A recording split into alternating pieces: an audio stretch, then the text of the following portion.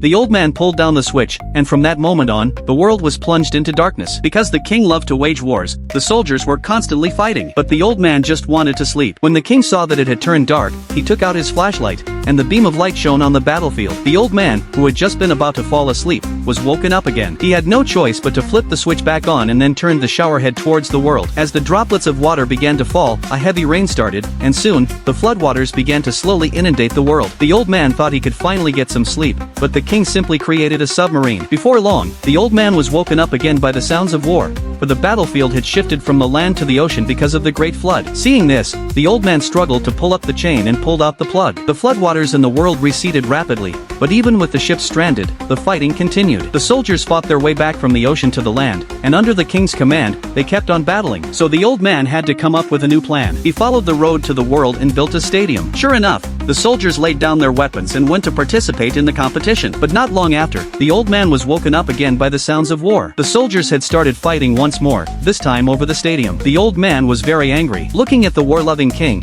he picked up the telephone beside him. On the other end, the Grim Reaper in hell received the command and sent 2 of his underlings. The king, unaware that his actions had caused trouble for himself, was still busy directing the battle. The hellish underlings who emerged from the ground took the king away and rode the elevator to hell. On their way to the cell, the king saw a strange man who was struggling to push a boulder up a slope. The king was puzzled. In this way, the king was locked into the cell by the Grim Reaper, and a large lock was hung on the cell door. After the Grim Reaper and his underlings left, the man who was pushing the boulder was now being chased by it and was running for his life. Watching this man, the king came up with an idea. When the man ran in front of the king's cell, the king rescued him and asked the man to help open the big lock. The man agreed. But as soon as the king came out, he locked the man into the cage. However, the man did not resist, perhaps because he thought pushing the boulder uphill was too tiring. The king didn't pay attention to these things. He quietly left the place and started to climb back to the land.